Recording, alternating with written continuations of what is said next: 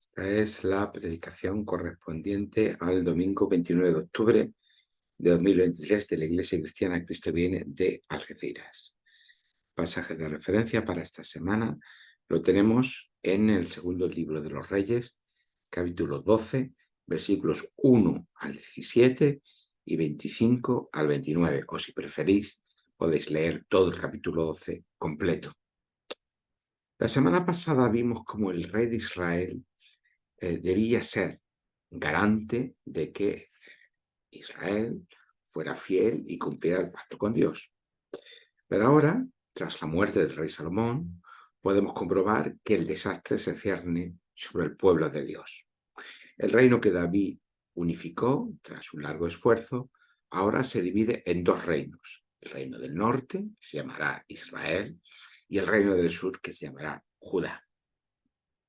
En el reino del norte reinarán Jeroboam, y en el reino del sur reinará Roboam.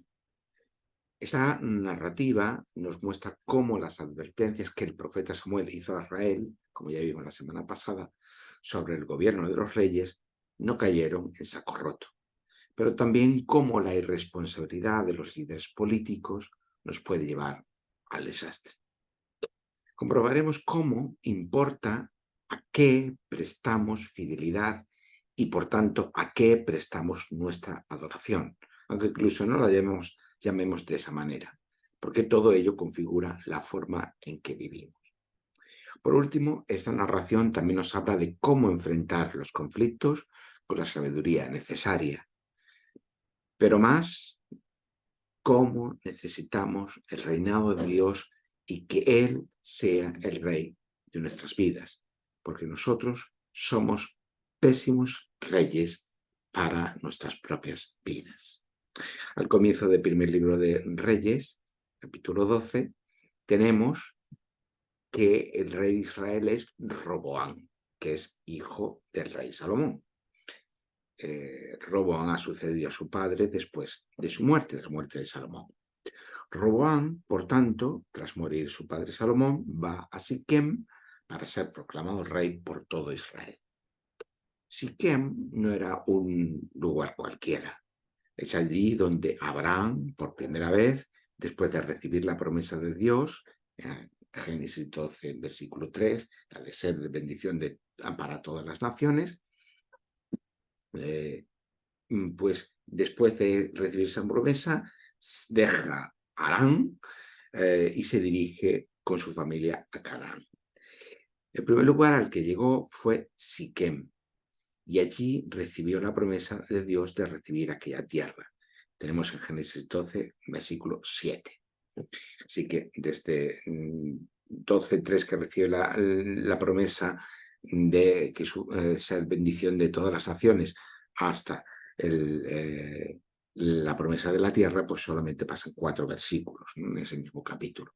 Es allí en Siquem donde Abraham planta por primera vez su pie en la tierra prometida. En Siquem también todas las tribus de Israel, dirigidas por Josué, renuevan el pacto con Dios y su lealtad y su fidelidad a él. Capítulo 24 del libro de Josué. Así que Siquem es el lugar de la promesa de la tierra y de la renovación del pacto, abandonando la fidelidad a otros dioses. Leemos en Josué capítulo 24, versículos 21 al 25, que dice: pero el pueblo insistió: eso no pasará jamás. Josué les advierte de la dificultad que van a tener para ser fieles a Dios. Y el pueblo insistió: eso no pasará jamás. Nosotros solo serviremos al Señor. Y Josué les dijo una vez más: vosotros sois testigos contra vosotros mismos de que habéis decidido servir al Señor. Y respondió toda la asamblea: sí, sí, lo somos. Josué replicó: deshaceos de los dioses ajenos que todavía conserváis. Volveos de todo corazón al Señor, Dios de Israel. El pueblo respondió: solo al Señor nuestro Dios serviremos y solo a Él obedeceremos. Aquel mismo día, Josué renovó el pacto con el pueblo de Israel, allí mismo en Siquem. Siquem es el lugar de la renovación del pacto con Dios. Y a lo largo de toda la narrativa de la Biblia vemos cómo esta cuestión de la fidelidad al pacto con Dios es medular. Y por tanto es muy importante tenerlo esto en cuenta. Así que Roboam sube a Siquem para ser coronado como rey en este lugar especial, un lugar que tiene una carga simbólica muy importante, porque es el lugar de la promesa de la tierra y de la renovación del pacto. El rey se compromete a velar por el cumplimiento de Israel del pacto, el cumplimiento que Israel tiene del pacto y de la fidelidad a Dios. El rey se convierte en garante de esto. Así como también al rey le cabe la función de asegurar un orden justo y sabio para su pueblo. Sin embargo, el curso de los acontecimientos discurre de una manera muy distinta a esta, que era la función que el rey tenía dentro del pueblo. A la ceremonia de coronación del rey Roboam acude también Jeroboam, que lidera las tribus del norte. Pero ¿quién era Jeroboam? Jeroboam, en tiempos de Salomón, el padre de Roboam, era funcionario en la corte del rey. Pero siendo funcionario de la corte del rey Salomón, se rebela contra Salomón. Lo tenemos en el primer libro de los Reyes, capítulo 11, versículo 26, el capítulo anterior a nuestro capítulo de hoy. Jeroboam recibe la promesa por medio del profeta Agías de que va a ser coronado rey del reino del norte. Versículo 37 del capítulo 11 de este mismo libro. Con la condición de asegurar el cumplimiento del pacto para Israel, versículo 38 del capítulo 11.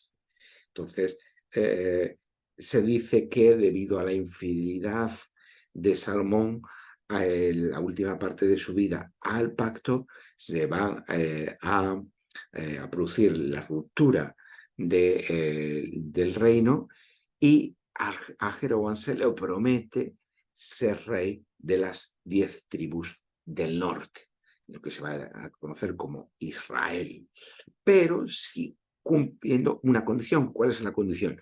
La condición exigida a todos los reyes de Israel, que sea fiel al pacto. Así se anticipa la ruptura del reino en Dios, debido a esa infidelidad de Salomón al pacto, como ya hemos dicho, debido a su fidelidad, a la fidelidad de Salomón, a los dioses y diosas fenicios, moabitas y amonitas, como tenemos en el versículo 33 del capítulo 11 de este mismo libro.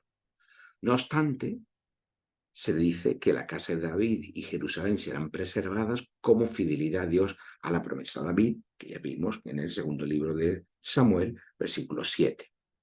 Pues esto se dice aquí y se repite en el versículo 36 de ese capítulo 11 del primer libro de los Reyes. En este contexto, el rey Salomón intenta matar a Jeroboam, pero este huye a Egipto para salvar su vida, versículo 40 del capítulo 11. Así que a la muerte de Salomón, las tribus del norte mandan llamar a Jeroboam para que vuelva de Egipto y se presenta comandando las tribus de Israel para hablar con el nuevo rey, Roboam. Versículos 2 y 3 de este capítulo 12. Ya estamos en el capítulo 12. El rey Salomón había discriminado a las tribus del norte respecto a las tribus del sur. Ya se había dado un trato desigual por parte de Salomón, imponiendo impuestos, levas, reclutamiento forzoso y trabajo forzoso a las tribus del norte. Eso produjo un grandísimo malestar entre las tribus del norte. Así que Jeroboam pide a Roboam que aliviara esta situación con la promesa de fidelidad de las tribus del norte. Y Jeroboam, bueno, si nos alivias todas estas cargas, nos disminuyes el sistema impositivo de impuestos que tienen las tribus del norte, nosotros vamos a prestarte fidelidad como nuestro rey. Versículo 4. del capítulo 12. Roboam decide pensárselo y pide consejo a los asesores de palacio. Primero, al grupo de consejeros veteranos que habían servido con su padre, el rey Salomón, versículos 5 y 6. Y después pide consejo al grupo de consejeros jóvenes o asesores jóvenes de su propia generación con los que Roboam se había criado, versículos 8 y 9 del capítulo 12. No debemos olvidar que el rey debe proveer un orden justo y sabio a su pueblo, como ya hemos dicho. De igual manera que Dios, como rey de Israel, provee de sabiduría y de justicia a su pueblo. Así que una decisión sabia era más que una cuestión de oportunidad y estrategia política. No es solamente, bueno, qué decisión política es mejor para la continuidad del reino, sino que una decisión sabia revela que el rey está en una correcta relación con Dios. Si el rey está en una relación correcta con Dios, entonces va a tener acceso a la sabiduría de Dios y por lo tanto va a poder tomar una decisión justa y sabia. Va a hacer justicia con su pueblo aplicando la sabiduría de Dios. Pero para eso es necesario que el rey esté en la adecuada relación con Dios. Si no está en esa sintonía con Dios, en esa relación con Dios, entonces no va a su decisión no va a transparentar la sabiduría de Dios y por tanto no va a producir un orden justo. Así que todos estos elementos están siempre relacionados con los reyes de Israel. ¿Por qué? Porque en última instancia el verdadero rey de Israel es Dios, que es quien provee de sabiduría y de justicia a su pueblo. La cara y la cruz de esto mismo lo vemos en el propio rey Salomón.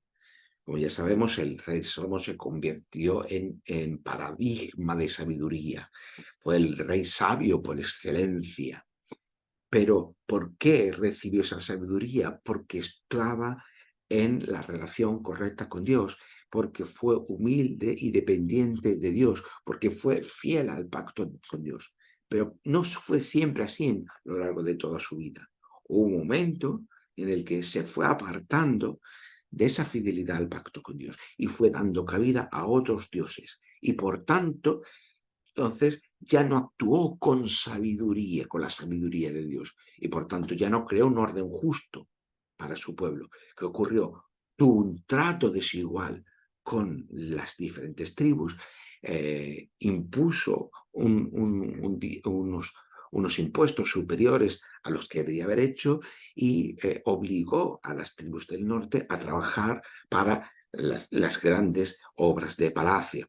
Y por tanto, eso desajustó el orden social porque ya no tenía acceso a la sabiduría de Dios porque había sido infiel al pacto con Dios. Vemos que todos estos elementos están juntos siempre en la narrativa de la Escritura. Así que cuando Roboam, el hijo de Salomón, tiene que tomar una decisión, no lo hace en dependencia de Dios, no lo hace acudiendo a Dios, orando a Dios, como si había hecho Salomón, sino que pregunta a los consejeros. Los consejeros veteranos habían vivido lo suficiente para darse cuenta de esa doble realidad en la vida de Salomón y aconsejan a Roboam un liderazgo servicial que les asegure su lealtad. Ellos le dijeron, los consejeros mayores, ancianos, veteranos, si hoy te conviertes en servidor de esta gente, si les atiendes y les responden con buenas palabras, ellos te servirán de por vida. Primer libro de los Reyes, capítulo 12, versículo 7. Por el contrario, el grupo de consejeros jóvenes, con la audacia de la juventud y también la falta de experiencia, sugieren al rey comportarse con las tribus del norte de manera incluso más dura de lo que había hecho su padre Salomón. Los versículos 10 y 12 del capítulo o 10 y 11 del capítulo 12 dice lo siguiente: aquellos jóvenes que se habían criado con él le contestaron: este abuelo te ha dicho, tu padre nos impuso un yugo pesado, hazlo tú más ligero. Pues bien, respóndeles de este modo: mi dedo meñique es más grueso que la cintura de mi padre. Si él os impuso un yugo pesado, yo os aumentaré la carga. Y si él os castigaba con una vara, yo lo haré con un látigo. ¿A quién hizo caso Roboam? Pues Roboam decidió seguir a aquellos de los que se sentía más próximo, a aquellos con los que se había criado, aquellos que habían sido que eran sus amigos, estaban con él desde niño. Y así que desoyó a los ancianos y lo hizo saber a Jeroboam, versículos 12 al 15 del capítulo 12. El resultado fue, pues, lo esperado, el desastre, la ruptura y la división del reino, unificado por David en dos reinos: el reino del norte, Israel, y el reino del sur, Judá, versículos 16 y 17. El rey no pudo asegurar un orden justo a su pueblo porque no actuó con sabiduría. Así que Jeroboam fue coronado como rey del norte, mientras que el sur siguió fiel a la casa de David, versículos 18 al 20 del capítulo 12. Sin embargo, ni Jeroboam en el norte ni Roboam en el sur fueron buenos reyes fieles al pacto con Dios. Como no fueron fieles al pacto con Dios, tampoco pudieron actuar con sabiduría y tampoco crearon un orden justo para su pueblo. Todo lo contrario, a ser fieles al pacto con Dios. Tanto uno como otro construyeron santuarios y fueron fieles a otros dioses. Jeroboam, después de ser coronado rey, por temor a que las tribus del norte fueran a Jerusalén, que David había creado como el centro no solamente político, también cúltico, llevando el arca de la alianza allí a Jerusalén, y donde el rey Salomón va a construir el templo, pues Jeroboam teme que las tribus del norte van a ir a Jerusalén, al templo, y lo que hace es construir dos santuarios, uno en Betel y otro en Dan, pero con un culto a Baal. Así que Jeroboam es infiel al pacto con Dios. Roboam también lo va a ser en el sur. Así que, ¿qué ocurre si los reyes de Israel, que son los encargados de la fidelidad al pacto con Dios y de crear un orden sabio y justo para su pueblo, no lo hacen? El pacto con Dios vuelve a estar en entredicho. Y siempre que el pacto con Dios está en entredicho, lo que está en juego es la continuidad de las promesas de Dios. Si algo nos enseña la narrativa de la Escritura en términos sociales y políticos, pero sin abandonar nunca la esfera de lo religioso o lo espiritual, es que el mundo nunca es neutro. Sí importa a quién prestamos nuestra fidelidad y nuestra lealtad. Y esto es algo que es constante a lo largo de la Escritura. Salomón fue conducido al desastre porque fue infiel al pacto con Dios. Su hijo Roboam ocurrió lo mismo. Jeroboam en el norte le pasó lo mismo.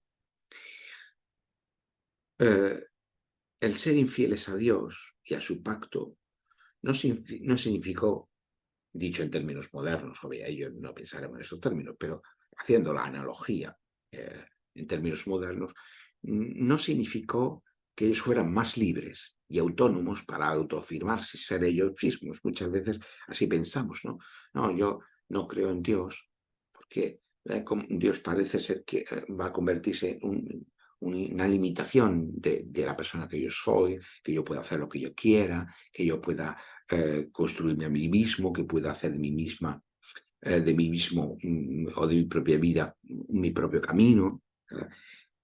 Vemos a Dios en el mundo moderno como la sociedad actual como un limitador, como una limitación para nosotros, ¿no?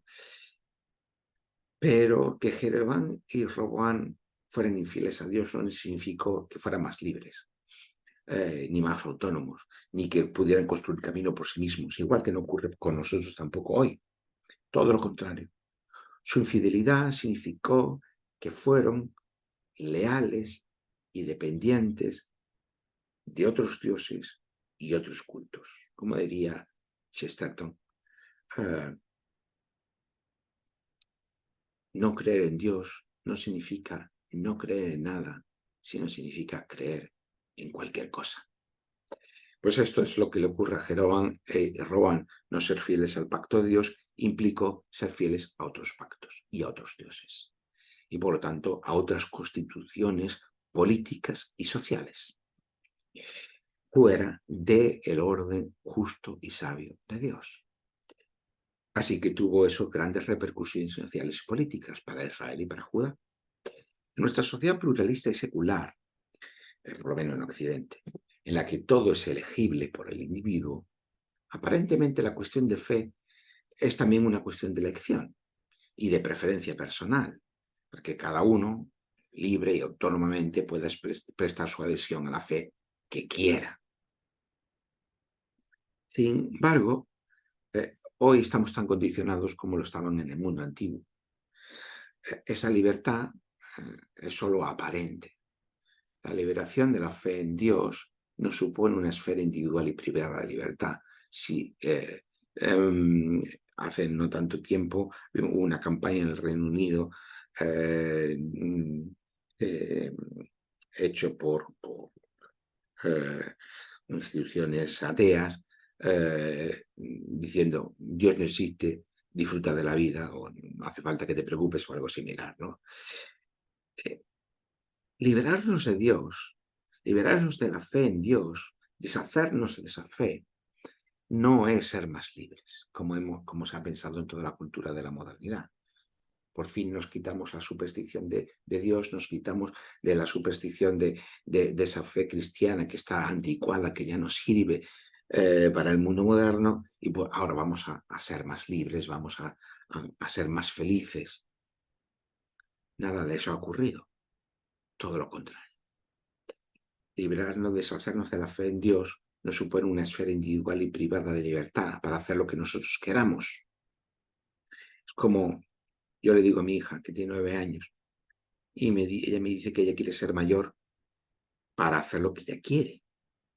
Y yo le digo, Andrea, eh, cuando seas mayor, no vas a hacer lo que tú quieras, sino que vas a tener que hacer, pues en gran medida, lo que otros quieran que tú hagas y otras muchas cosas que todavía no tiene edad para explicarle, ¿no? Pues esto es el sueño infantil, el sueño de la modernidad es el sueño infantil, deshacernos de Dios para hacer lo que queremos. Pero al final acabamos descubriendo que no hacemos lo que queremos, o que hacer lo que queremos, mejor dicho, es estar lo más alejado de ser libres. Y nos descubrimos esclavos de nosotros mismos cuando no esclavos de otros. Así que prescindir de Dios no es ser más libres, sino que acabamos prestando nuestra fe, fidelidad, nuestra fe en términos de fidelidad, a otros señores. Ya sea el libre mercado, ya sea el Estado-nación, ya sea la globalización, por citar los 3 grandes ídolos de nuestro mundo moderno, nuestro mundo actual. ¿Y cómo hacemos? ¿Cómo nos convertimos en dependientes de esos ídolos?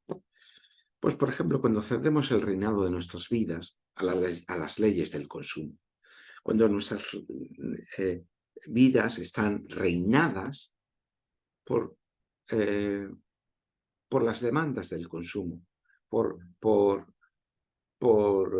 esa ley de la oferta y la demanda que rige toda nuestra vida en todos los aspectos de nuestra vida. Cuando cedemos el reinado de nuestras vidas a que nuestras vidas o la satisfacción de nuestra vida pasa por el cuanto más mejor. Cuanto más tenga, más feliz seré. Cuanto más experiencias atesore, más plena será mi vida. Cuanto más dinero tenga, cuanto más grande sea mi casa, cuanto más viaje, cuanto lo que sea, mejor, más feliz, más plenitud tendré, más realizado seré.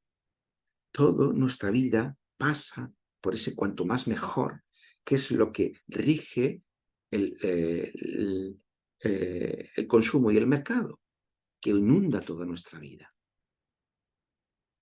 Pues no nos damos cuenta hasta qué punto el consumo, el mercado, reina en nuestra propia vida. Pero si reina el consumo, reina el mercado, ya no reina Dios en nuestra vida. O cuando entronizamos nuestros gustos y preferencias personales, que es una versión de lo mismo. Nuestras preferencias y nuestros gustos personales se convierten en nuestro rey. Tampoco reina Dios en nuestra vida, entonces. Es que yo quiero ser feliz, decimos. Ese ansia de felicidad o ese objetivo de felicidad se convierte en el rey de nuestra vida. Cuando cedemos el reinado en nuestras vidas, también a las exigencias, a las lealtades de ideologías políticas que sirven al Estado y que, por ejemplo, mandan a nuestros hijos a morir o matar en las guerras de sus intereses. Lo vemos constantemente. Cuando los estados-nación, me importa muy poco cómo se llamen, incluso me importa muy poco qué régimen político tengan, lo que hacen es mandar a los hijos, a sus hijos, a matar o a morir en las guerras que tocan en cada momento. Cuando también cedemos en el altar de la globalización, este mundo global en el que vivimos, en el que circulan libremente los bienes, pero se excluye a las personas. Pues cuando cedemos el reinado de nuestras vidas a este mercado global, a este mundo global, pues también estamos eclipsando que Dios sea el rey de nuestra vida. Por lo tanto, los ídolos no es cuestión del pasado, también hay ídolos en el presente. La felicidad, el sexo, el consumo, la autorrealización, se convierten en ídolos para nuestra vida. Si ellos gobiernan, Dios no puede gobernar en nuestras vidas. Desplaza el gobierno de Dios, el reino de Dios, el reinado de nuestras vidas. El mundo nunca es neutro. Por eso, a quién prestamos nuestra fe y nuestra fidelidad importa y mucho. Y eso determina cómo vivimos, en qué gastamos el dinero, en qué empleamos el tiempo libre, cómo enfrentamos nuestro trabajo, cuáles son nuestras ilusiones. Preguntémonos por estas cosas porque nos pueden dar pistas a quienes estamos prestando nuestra lealtad o a qué. Y ese es un énfasis constante a lo largo de toda la Escritura. Solo Dios, como Rey, puede traer un reinado justo y un orden sabio para el mundo. Solo Dios, como Rey, puede traer un reinado justo y un orden sabio para el mundo.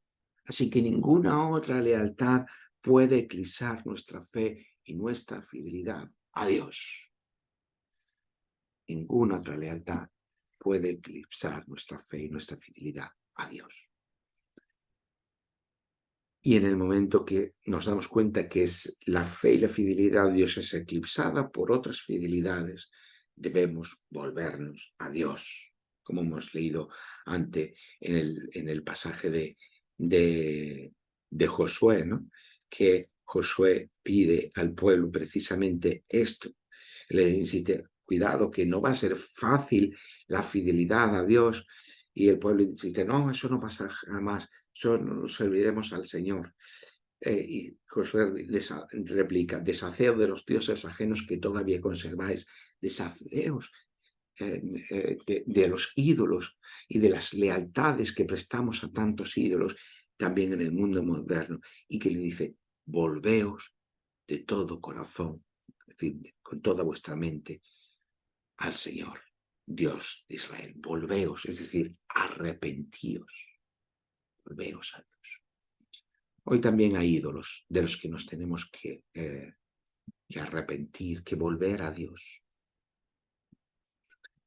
Porque solo el reinado de Dios puede traer un orden sabio y justo al mundo.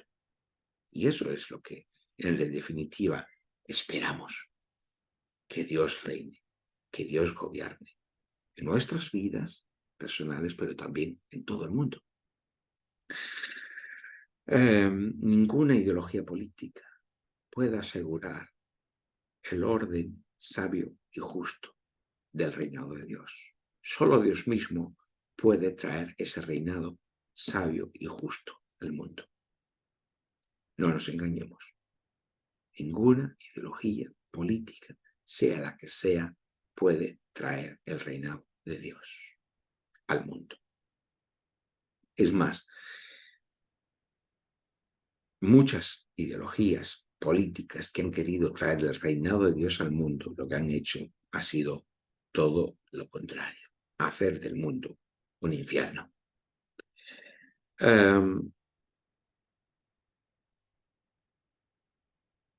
Eso requiere un esfuerzo de reflexión, de análisis, como he dicho, que veamos dónde estamos invirtiendo nuestro esfuerzo, nuestro dinero, nuestra lealtad, nuestro pensamiento, nuestro tiempo, nuestras ilusiones, nuestras esperanzas.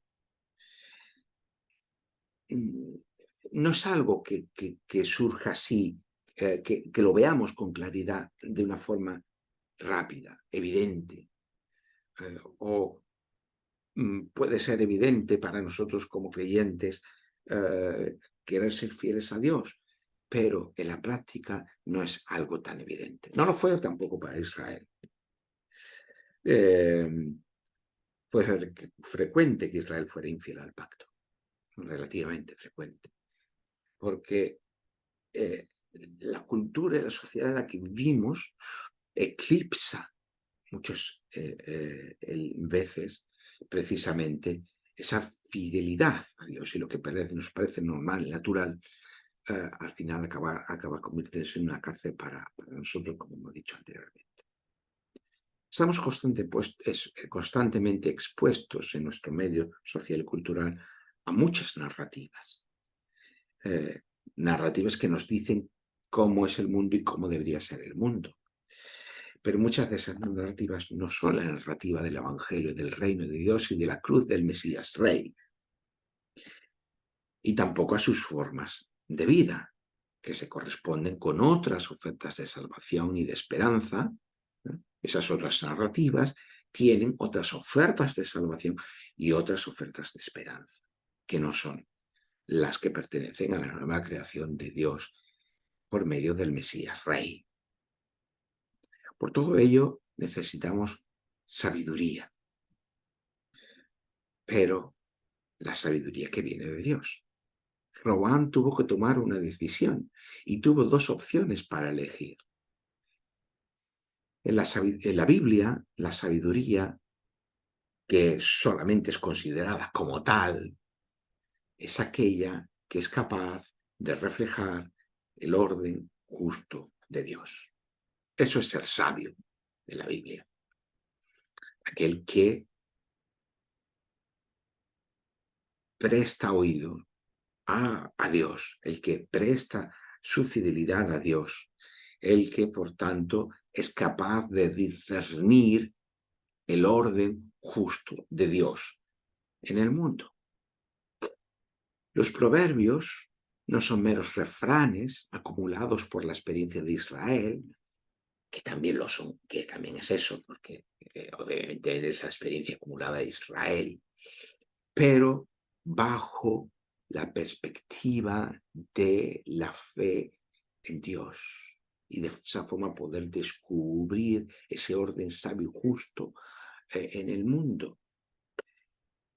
Por tanto, los proverbios son ese convencimiento, refleja esa sabiduría, ese convencimiento de que en estas piezas de sabiduría que son los proverbios, la presencia y el orden de Dios como Rey de Israel se hacen visibles.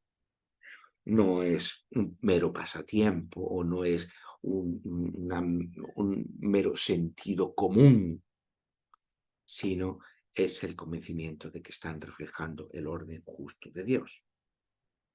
Por eso, cuando dice Proverbios capítulo 15, versículo 1, la respuesta amable calma el enojo, pero la agresiva echa leña al fuego.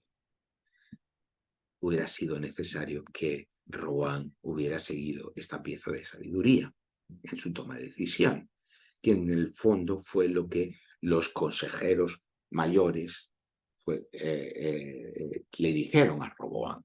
Estaba en conformidad con esa pieza de sabiduría, mientras que los consejeros jóvenes pues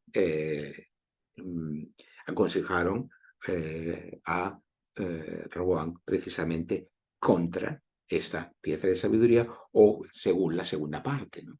Esa manera agresiva de actuar echaba más leña al fuego.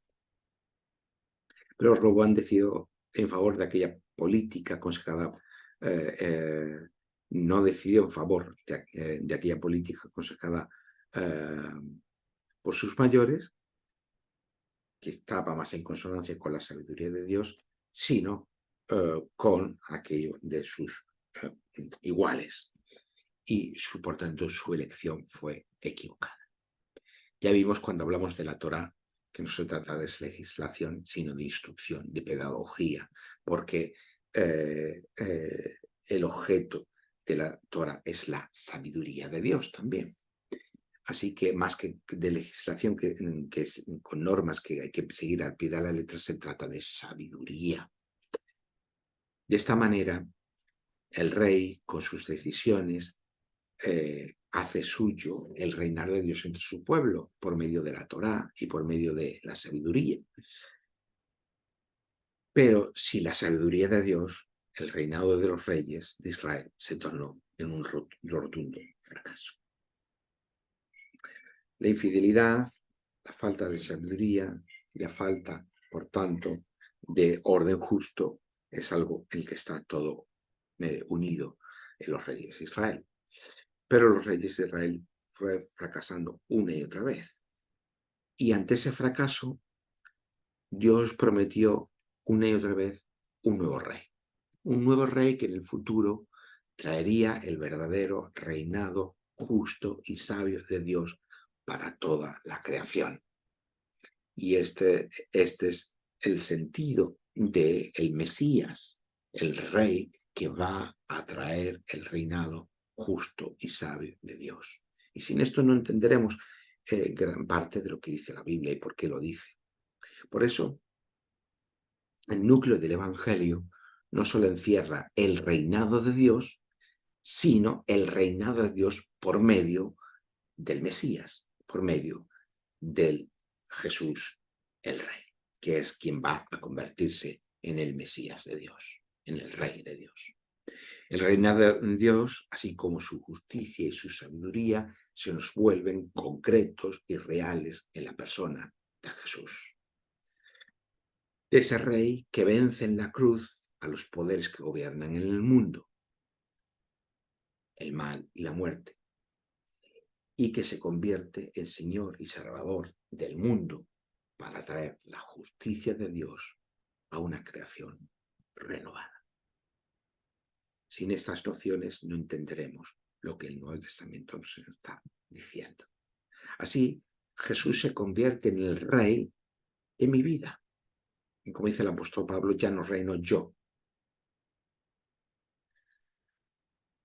sino que reina el rey en mí, el rey que es Jesús en mí. Pero para que Jesús reine en mi vida, yo tengo que renunciar a ser el rey de mi propia vida. Esto es algo contraintuitivo para nosotros, porque nosotros en nuestra cultura, en nuestra sociedad, estamos configurados para convertirnos en los reyes de nuestras propias vidas. Lo importante es realizarse uno mismo, lo importante es descubrirse a uno mismo, lo importante es actuar conformidad con la persona que tú eres, lo importante es autoafirmarte, autodefinirte, pero el Evangelio nos dice que no es eso lo importante. Lo importante es renunciar a convertirnos en los reyes de nuestras propias vidas. Como lo dice el apóstol Pablo, he sido crucificado con el Rey, Cristo. Recuerdo que Cristo es lo que significa Rey, ungido de Dios. ¿Quiénes son ungidos de Dios? Los reyes. He sido crucificado con el Rey y ya no vivo yo, sino que el Rey vive en mí. Lo que ahora vivo en el cuerpo, lo vivo por la lealtad, la fe, en el Hijo de Dios, quien me amó y dio su vida por mí. El Rey que Jesús ha muerto para darme a mi vida, porque me ha amado. Pero por eso mismo, por medio de la fe, de la lealtad a este Rey, ya no vivo yo, ya no soy yo el Rey de mi propia vida, sino que el Rey, que es Jesús, es el quien reina en mi propia vida. Este es el objeto de la vida cristiana. Por eso, el resto de fidelidades y de lealtades no pueden eclipsar o no deben eclipsar nuestra lealtad fundamental a Jesús como el Rey. Esto que he citado es Gálatas 2:20. Y esta es la verdad del Evangelio. Pero no es una verdad privada para que Cristo, el Rey, sea el Rey de mi propia vida, para que Jesús sea el Rey de mi propia vida y se acabó y se terminó. Esto es importante, ya lo hemos dicho y lo hemos visto, y Pablo lo dice, pero no es una verdad privada, sino que es una verdad pública, es decir, lo que es decir, una verdad política que tiene que ser transmitida y proclamada a todo el mundo, encarnada por el pueblo de Dios para ser de testimonio a todo el mundo, porque esa es la vocación que hemos recibido como pueblo de Dios. Una vez más, en las palabras del apóstol Pablo. Lo leemos en Colosenses, capítulo 1, versículos 19 al 23. Fija, voy a leerlo muy despacio, para que a la luz de todo lo que hemos ya dicho, veamos la dimensión de estas palabras. Dice Pablo, Dios, en efecto, tuvo a bien hacer habitar en el Rey la plenitud. Recordamos que este Rey, este Cristo, este ungido de Dios, es Jesús. Dios, en efecto, tuvo a bien hacer habitar en el Rey, en Cristo, la plenitud. La plenitud de la condición de ser Dios mismo. Y por medio de él, reconciliar consigo todos los seres. Este Rey que es Jesús es presencia de Dios en el mundo, presencia encarnada de Dios en el mundo, y por medio del Rey, que es Jesús, reconciliar consigo todos los seres, es decir, la unión de cielo y tierra, la renovación de toda la creación, los que están en la tierra y los que están en el cielo, realizando así la paz mediante la muerte del Rey en la cruz, para ser reconciliados con Dios. También vosotros estuvisteis en otro tiempo lejos de Dios, está diciendo a los Gálatas, y fuisteis sus enemigos por el modo de pensar y por las malas acciones. Ahora, en cambio, por la muerte que el Rey Cristo ha sufrido en su cuerpo mortal, Dios ha hecho la paz con vosotros para admitiros en su presencia como a pueblo consagrado, sin mancha y sin tacha. La muerte que el Rey Cristo ha sufrido en su cuerpo mortal. No es que, como ya hemos dicho, Jesús haya sido castigado por Dios, sino que en el cuerpo de Jesús, ungido de Dios, Mesías, el Rey de Israel, el pecado ha sido derrotado, ha sido vencido, ha sido quedado sin efecto. Es necesario, sigue diciendo Pablo, sin embargo, que permanezcáis sólidamente firmes e inconmovibles en la fe y que no traicionéis la esperanza que ofrece el Evangelio. Este es el Evangelio que escuchasteis y que ha sido proclamado a todas las criaturas que se encuentran bajo el cielo y del que yo, Pablo, me he convertido en servidor. Este es el Evangelio que Pablo está proclamando, que Dios ha hecho habitar la plenitud en el ungido de Dios, en su ungido, en el Rey, para reconciliar cielo y tierra en él, por medio de él, y de esta forma, por medio de la cruz, derrotar al poder del pecado y de la muerte para poder convertirnos, poder hacernos participantes de su pueblo consagrado, santo, sin mancha y sin tacha, para que nosotros podamos permanecer firmes e inconmovibles en esta fe, en esta fidelidad. ¿A quién? A Jesús, el Rey, para no traicionar la esperanza que ofrece el Evangelio. ¿Cuál es esa esperanza?